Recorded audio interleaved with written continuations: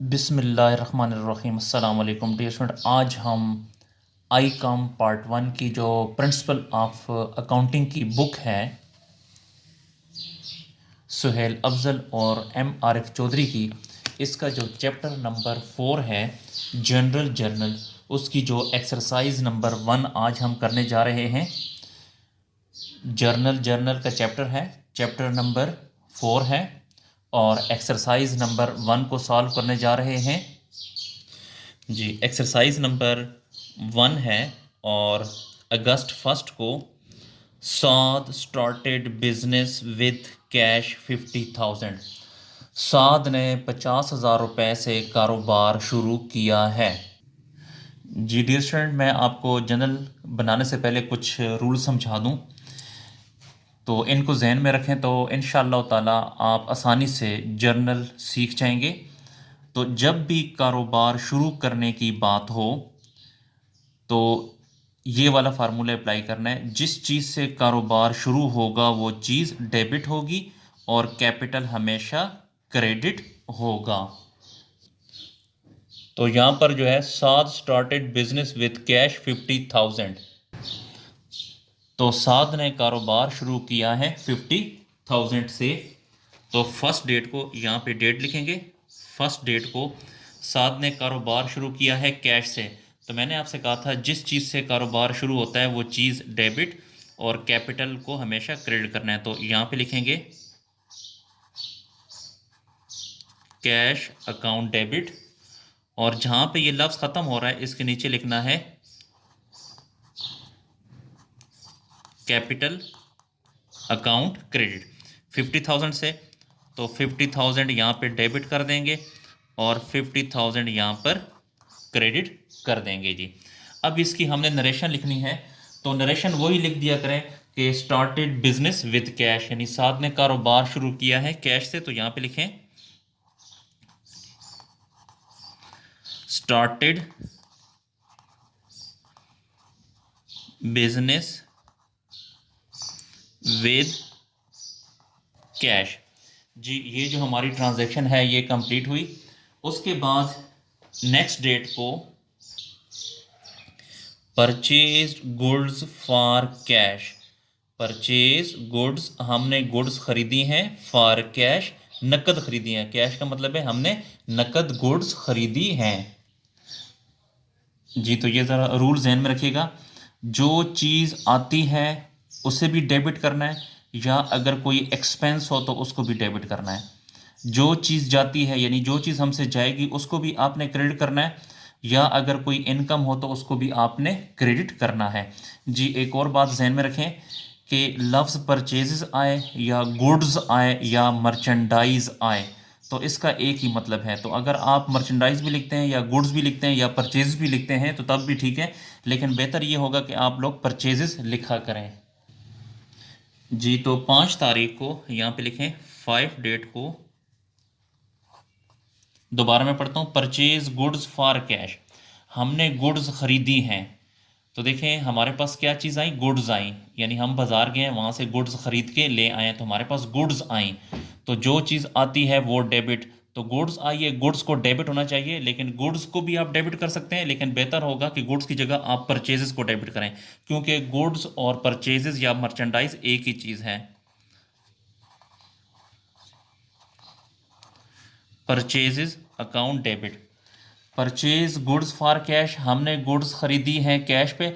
देखें जब हमने गुड्स खरीदी हैं तो हमारे पास गुड्स आई और हमने पेमेंट की यानी कैश हमसे गई है, तो जो चीज़ जाएगी उसको क्रेडिट करना है, तो कैश को क्रेडिट करते हैं,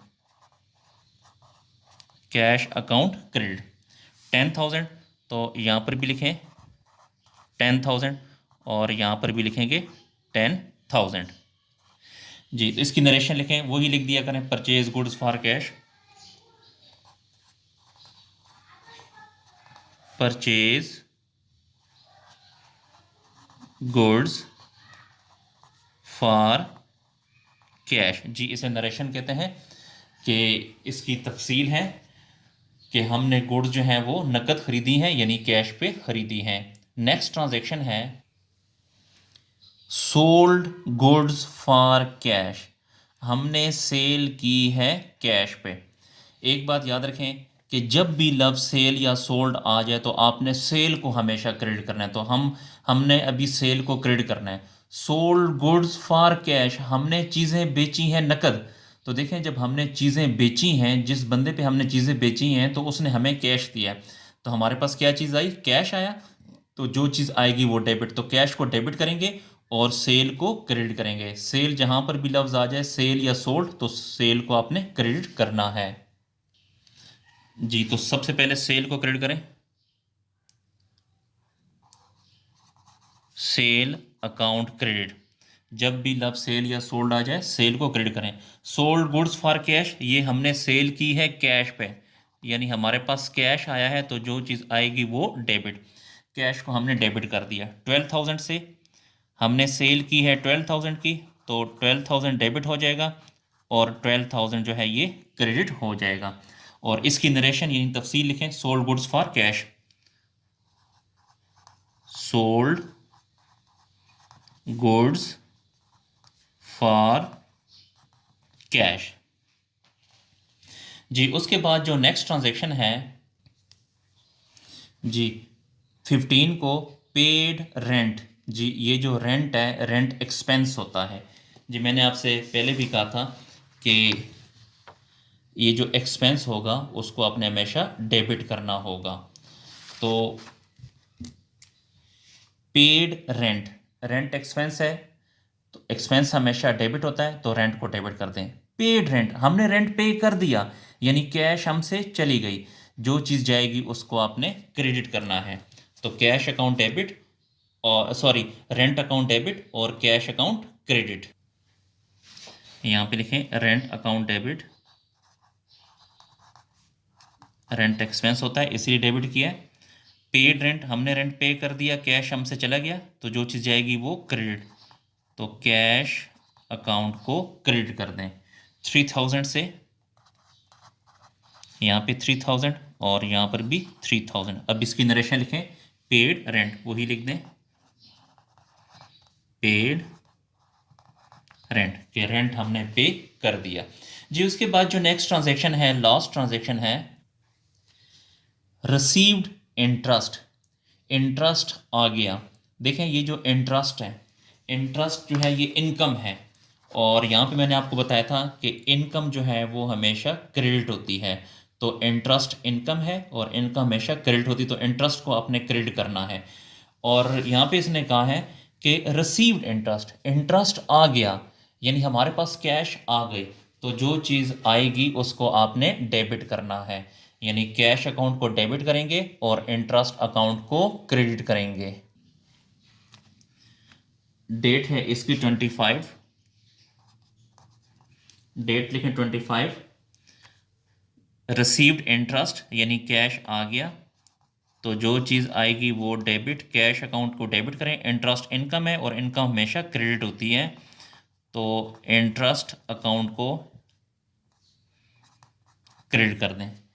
अमाउंट है 1,000, तो यहाँ पे लिखें 1,000 डेबिट हो जाएगी और 1,000 जो है वो क्रेडिट हो जाएगा। और इसकी वही नरेशन लिखें, रिसीव्ड इंटरेस्ट, रिसीव्ड इंटरेस्ट। जी डियर स्टूडेंट, हमारा जो क्वेश्चन है वो ख़त्म हुआ। डियर स्टूडेंट, बेहतर ये है कि जर्नल के क्वेश्चन करने से पहले आप इससे मेरा जो प्रीवियस लेक्चर है इंट्रोडक्शन टू लेक्चर का, वो अगर आप सुन लें तो उसमें आपको जर्नल के रूल्स रेगुलेशन पता चल जाएंगे, तो आप जर्नल बआसानी बना सकेंगे। इसके अलावा डियर स्टूडेंट, अगर आपको मेरी वीडियो पसंद आ रही है तो मेरे चैनल को लाजमी सब्सक्राइब करें और लाइक करें। और अगर आपको किसी पॉइंट की समझ नहीं आती तो आप कमेंट सेक्शन में जाकर मुझसे पूछ सकते हैं। जी शुक्रिया, अल्लाह हाफिज़।